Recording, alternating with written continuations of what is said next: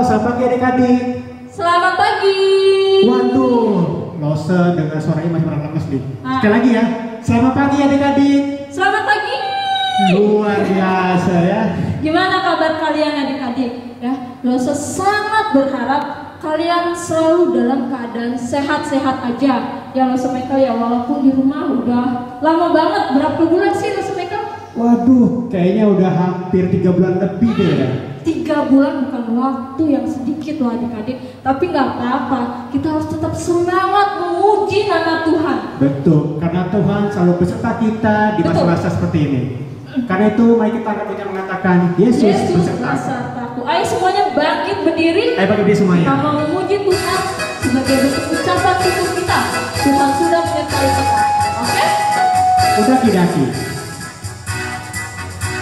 Daki gunungnya tinggi, ku turun lembah yang dalam, ku melintasi padang rumput di gelombang besar. Yesus besertaku.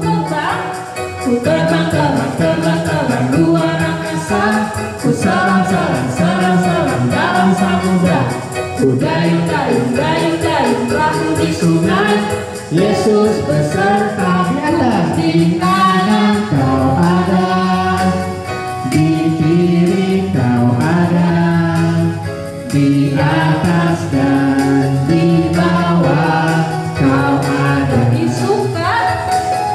di suka kau ada, Di duka, di dukaku kau ada, karena Engkau Yesus. sekali lagi ku daki gunung yang tinggi, ku turun lembah yang dalam, ku melintasi padang rumput di gelombang besar. Yesus besertaku.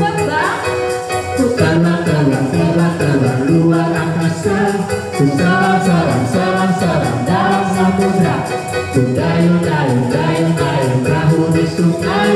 Yesus besertaku, di kanan kau ada, di kiri kau ada, di atas dan di bawah kau ada.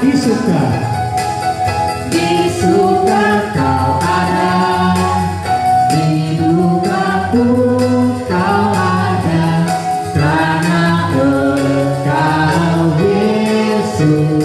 Engkau Yesusku.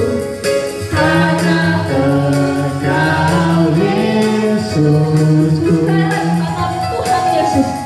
Karena Engkau Yesusku. Mari kita berdoa adik-adik. Lipat tangannya, tutup matanya. Kita berdoa. Tuhan Yesus, kami bersyukur untuk setiap kebaikan Tuhan dalam kehidupan kami. Kami bersyukur di masa-masa corona ini Tuhan masih terus menyertai keluarga kami. Tuhan masih menjaga papa mama kami. Tuhan masih melindungi kakak dan adik kami. Dan Tuhan masih mencukupi apa yang kami butuhkan. Kami bersyukur Tuhan kami boleh memiliki Tuhan yang begitu mengasihi kami dalam setiap aspek kehidupan kami ya Tuhan. Terima kasih Tuhan, kami sudah berdoa dan mengucap syukur. Amin. Amin. Adik-adik, Tuhan Yesus sangat mengasihi kita. Karena itulah kita juga harus mengasihi orang lain. Kita harus mengasihi papa dan mama kita. Kita harus mengasihi adik dan kakak. Betul. Kita juga harus mengasihi teman-teman kita. Nah, Lose Michael, gimana sih cara kita menunjukkan kasih kita kepada orang lain? Misalnya, kalau papa mama kita butuh bantuan, dibantu nggak Lose? Harus dibantu dong. Kalau kakak atau adik kita minjem mainan, dipinjemin nggak Lose? Pinjemin, katanya kasih sama adik kakak. Kalau misalnya teman-teman kita kesusahan, ditolong nggak Lose? Harus ditolong.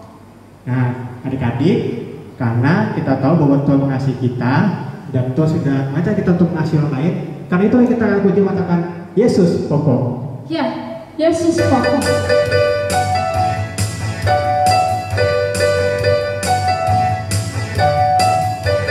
Tepuk tangan. Katakan Yesus pokok. Yesus pokok.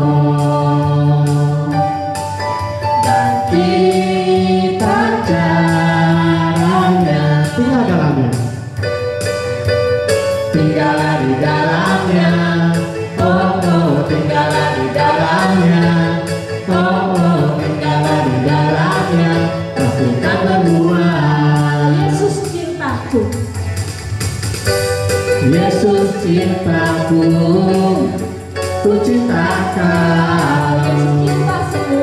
Yesus cinta semua. Yesus cintaku.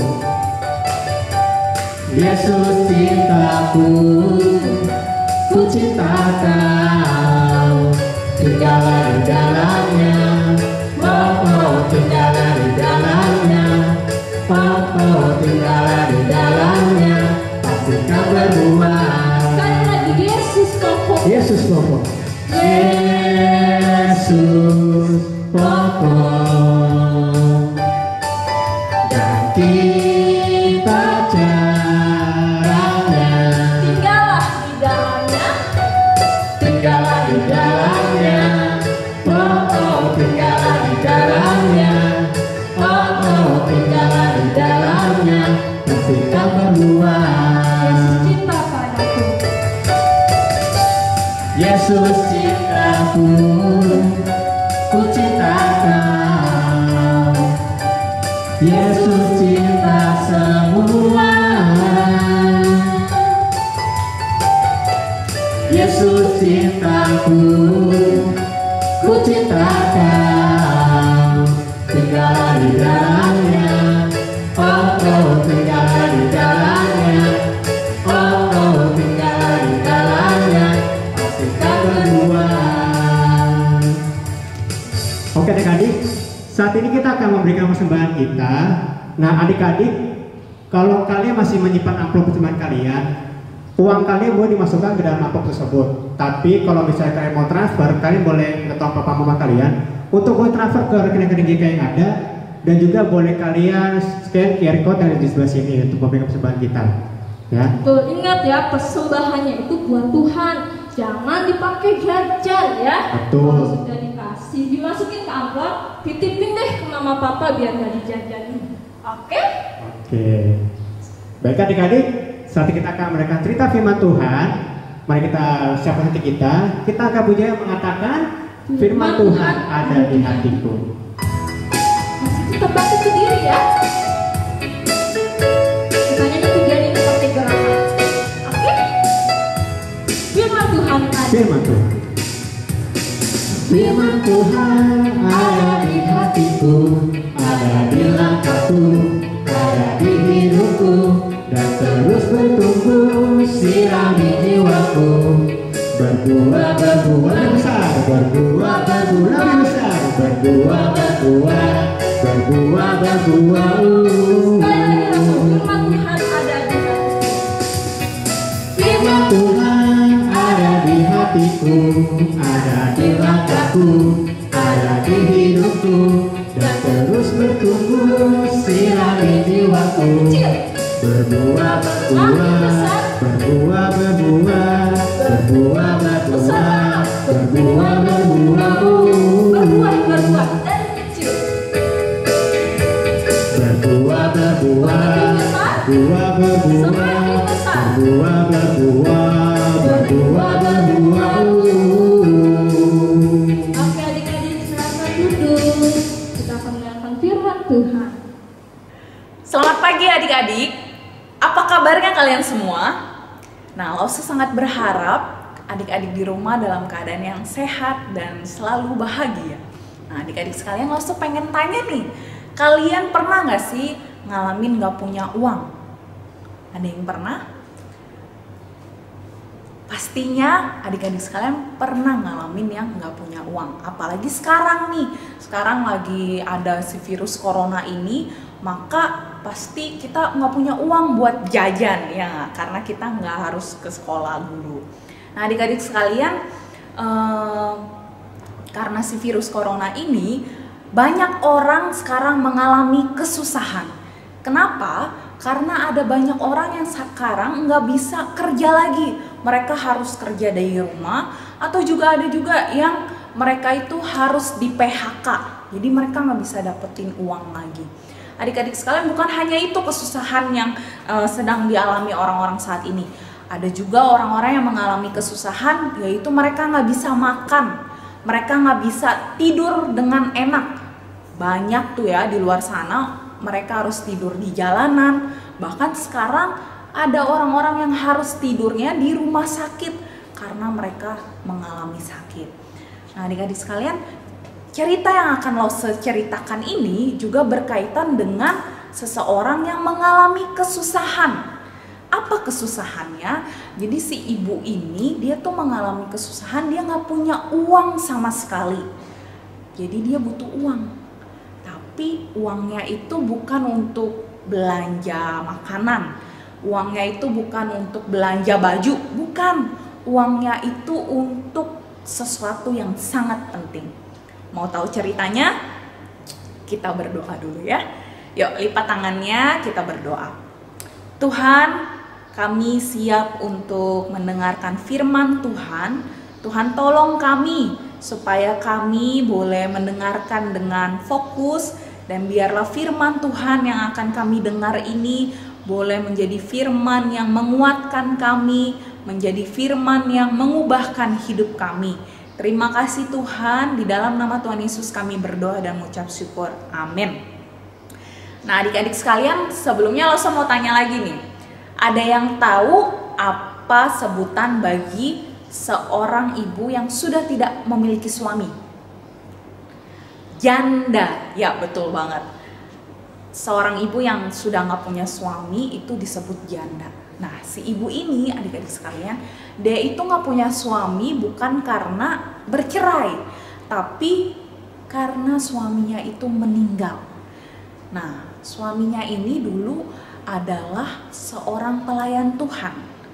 Kalau pekerjaannya itu adalah pelayan Tuhan, maka pasti dia melakukan segala sesuatu dengan Tuhan, melakukan segala sesuatu untuk Tuhan. Contohnya nih, kalau dia mau pergi bekerja, pasti dia berdoa dulu.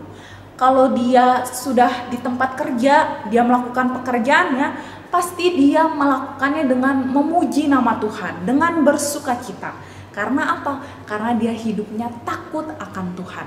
Nah, adik-adik sekalian, tapi permasalahannya adalah ketika si suami ibu ini meninggalkan mereka, justru suaminya ini meninggalkan banyak hutang. Sehingga suatu hari datanglah si penagih hutang menghampiri si ibu janda ini. Penagih hutang datang. Sudah waktunya bayar hutang. Ada apa Tuan? Kamu harus membayar hutang. Maaf, saya tidak pernah berhutang dengan Anda, Tuan. Apa? Tidak punya hutang? Jangan bohong. Jangan pura-pura tidak tahu. Ibu, suamimu itu berhutang banyak kepada saya, dan saya sudah sabar selama ini. Tunggu Pak, tunggu, saya tidak mengerti. Kalau kamu ibu tidak membayar hutangmu sekarang juga, maka saya akan mengambil kedua anakmu untuk saya jadikan budak. Tunggu Tuan, tunggu. Sekarang saya lagi gak punya uang. Bisa kasih saya waktu Tuan? Berikan saya waktu, maka saya akan mencari cara untuk mendapatkan uang. Pasti saya akan membayar hutang itu. Oke, kalau begitu 3 hari dari sekarang kamu harus membayar utangmu. Ingat, jika kamu tidak membayar, maka relakanlah anak-anakmu itu, akan saya jadikan budak. Baik Tuan, baik.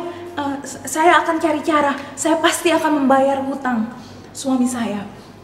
Nah, adik-adik sekalian, apa yang terjadi selanjutnya? Ibu janda ini mulai bingung. Dia mulai panik.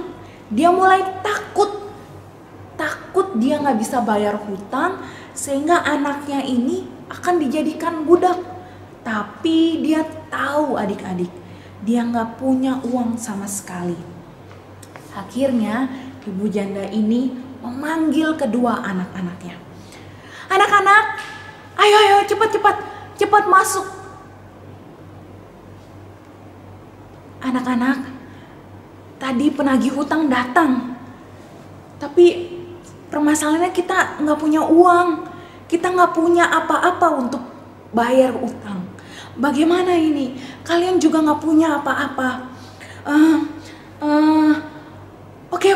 Kalau gitu kita berdoa sekarang. Ayo kita berdoa ya. Kita berdoa kepada Tuhan, kita percaya pasti Tuhan menolong kita. Akhirnya adik-adik sekalian, ibu janda ini dan kedua anaknya dia berdoa kepada Tuhan. Tuhan, tolong kami Tuhan. Tolong supaya kami dapat bisa membayar hutang. Saya nggak mau Tuhan anak-anak saya harus jadi budak. Saya nggak mau anak-anak saya harus jadi pembantu. Saya nggak mau Tuhan. Tuhan tolong berikan caramu, berikan jalan keluarmu ya Tuhan. Akhirnya adik-adik, si ibu ini percaya kepada Tuhan dan pasti Tuhan akan menolong. Di dalam nama Tuhan Yesus, saya percaya Tuhan pasti akan menolong kami. Amin. Mama ingat. Kita punya Nabi Elisa. Oke. Kalau gitu, Mama akan ketemu Nabi Elisa. Tapi kalian di rumah aja ya. Mama akan berjumpa dengan Nabi Elisa dan menceritakan. Berharap Nabi Elisa bisa menolong kita. Kalian di rumah tetap berdoa. Oke? Ingat, berdoa. Akhirnya adik-adik, ibu janda ini pergi menemui Nabi Elisa. Dan Nabi Elisa pun menyambut ibu ini dengan penuh sukacita. Nabi Elisa menanyakan apa yang bisa ia bantu. Dan ibu janda ini mulai menceritakan permasalahannya. Sehingga adik-adik sekalian, apa yang dibantu oleh Nabi Elisa? Apakah Nabi Elisa berdoa? Apakah Nabi Elisa memberikan uang untuk dipinjamkan kepada ibu janda ini? Nabi Elisa memberikan jalan keluarnya dengan, coba kita lihat 2 Raja-Raja pasal 4 ayat 3 sampai 4. 2 Raja-Raja pasal 4 ayat 3 sampai 4. Kita baca sama-sama ya. Pergilah, mintalah bejana-bejana dari luar, daripada segala tetanggamu, bejana-bejana kosong, tetapi jangan terlalu sedikit. Kemudian masuklah, tutuplah pintu sesudah engkau dan anak-anakmu masuk. Lalu tuanglah minyak itu ke dalam segala bejana. Mana yang penuh, angkatlah. Ya adik-adik sekalian, memang awalnya ibu janda ini ragu. Namun ketika Nabi Elisa memberikan perintah dan menyuruh supaya ibu janda ini melakukan apa yang disuruh itu, ibu janda ini mulai percaya dan yakin kalau Tuhan pasti menolong. Akhirnya adik-adik sekalian, ibu janda ini pulang dan mulai meminjam bejana-bejana ke tetangga-tetangganya. Dia dan kedua anaknya itu mulai mengetoki pintu rumah tetangganya untuk meminjam sebuah bejana dari mereka.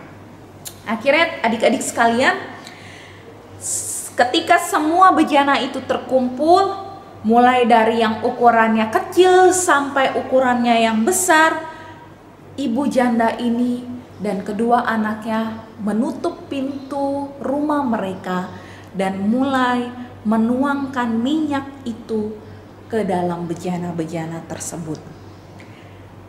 Apa yang terjadi selanjutnya? Mujizat Tuhan terjadi adik-adik sekalian.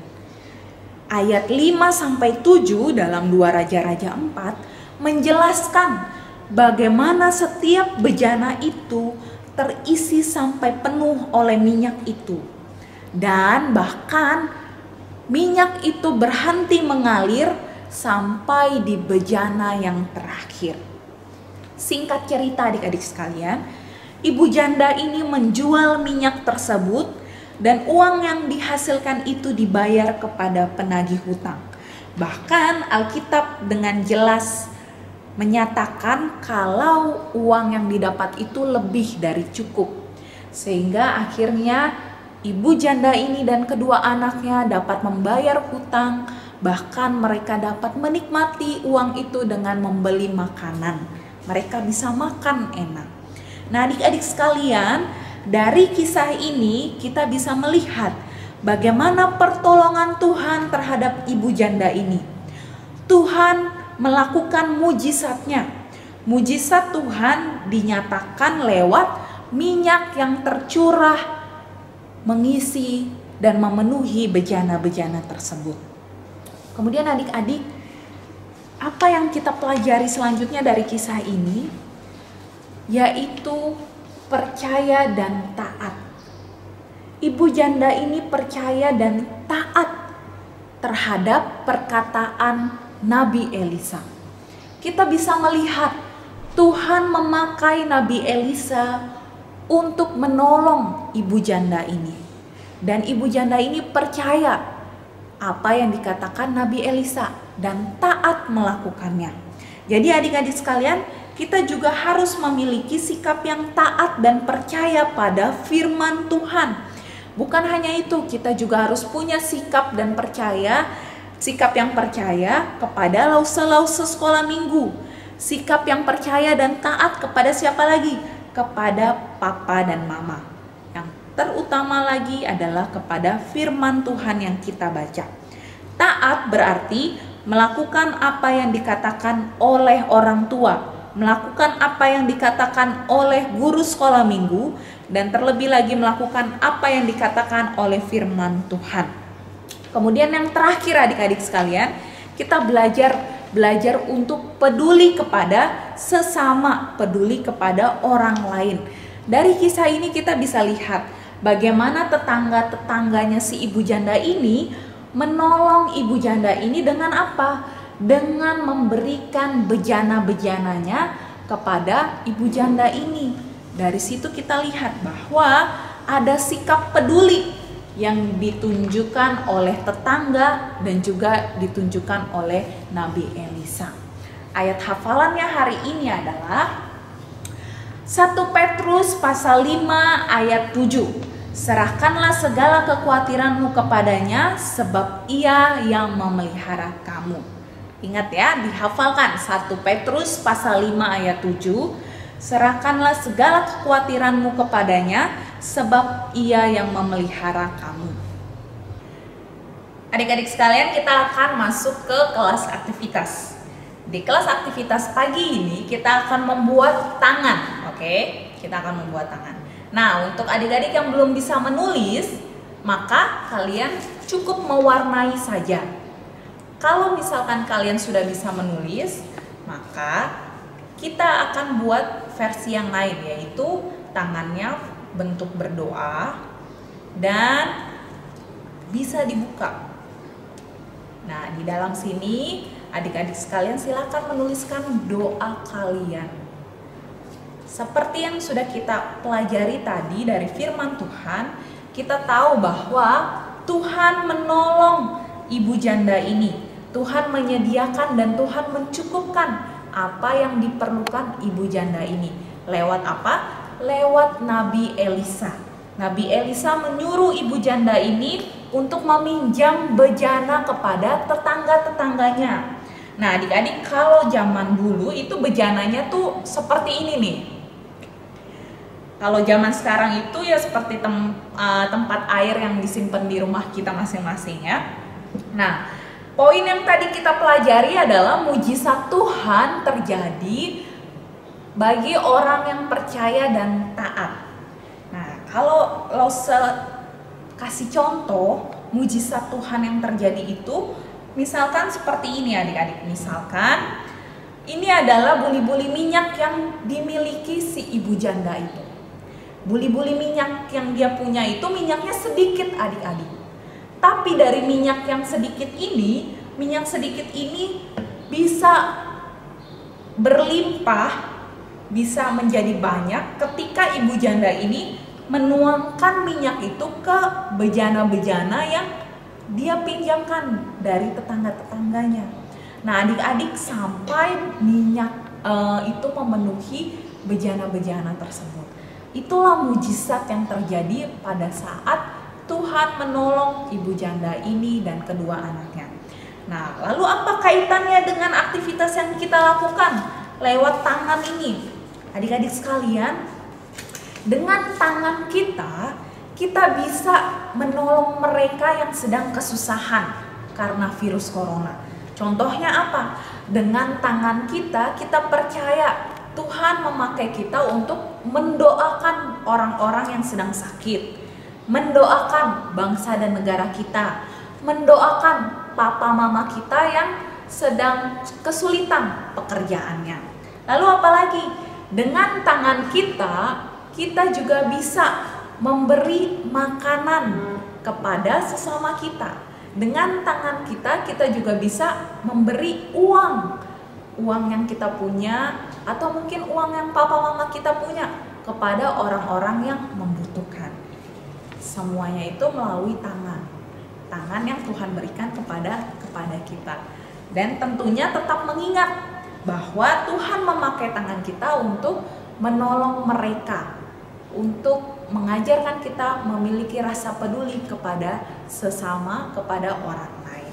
Nah, adik-adik, percayalah selalu bahwa Tuhan akan menyediakan dan mencukupkan kebutuhan kita.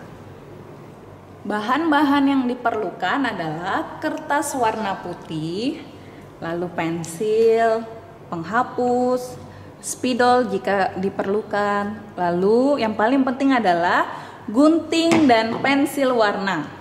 Nah, jika sudah siap semuanya, maka kita akan mulai. Pertama, silakan melipat kertas menjadi 2 bagian. Seperti itu, dipastikan kerapiannya. Kemudian taruh tangan kalian di atas kertas tersebut, adik-adik. Tapi jangan di bagian yang terbuka ya. Jangan. Di sisi yang tertutup. Selanjutnya adik-adik, gambar tangan kalian menggunakan pensil.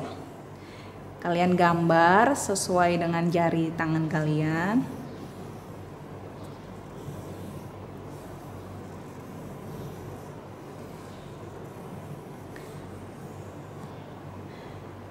Jika sudah selesai, kalian boleh menebalkan pensil itu dengan spidol jika diperlukan. Kalau tidak juga nggak apa-apa adik-adik. Nah, setelah itu silakan gunting kertas yang sudah kalian buat itu sesuai dengan pola.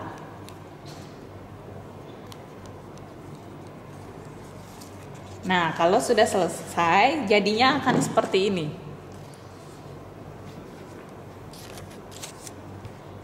Ya, jadinya bisa dibuka dan bisa ditutup adik-adik sekalian. Selanjutnya adik-adik, di bagian dalam kalian bisa menuliskan pokok-pokok doa yang akan kalian tuliskan. Kalau yang sudah bisa tulis, silahkan tuliskan ya. Tuliskan pokok-pokok doa tersebut. Kalian bisa mendoakan papa mama, mendoakan guru-guru sekolah minggu, mendoakan negara kita, atau bahkan mendoakan para dokter dan suster. Tulis doamu di dalam kertas tersebut. Selanjutnya adik-adik, silakan mewarnai tangan tersebut supaya terlihat lebih indah. Oke? Gunakan pensil warna atau gunakan krayon, atau mungkin kalian suka pakai spidol. Nah, bisa digunakan. Kalau lause memilihnya gunakan pakai pensil warna. Kalau udah jadi adik-adik, hasilnya seperti ini. Ya.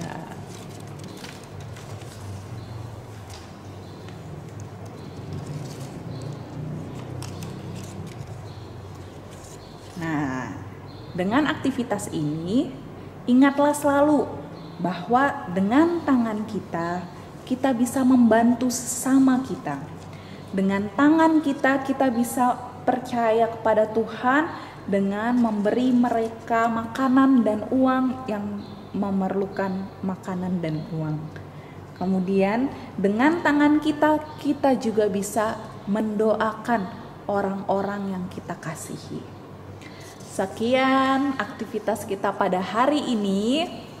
Jangan lupa ya, kumpulkan ke lause paling lambat jam 5 sore. Sampai jumpa lagi di sekolah minggu depan. Tuhan Yesus memberkati.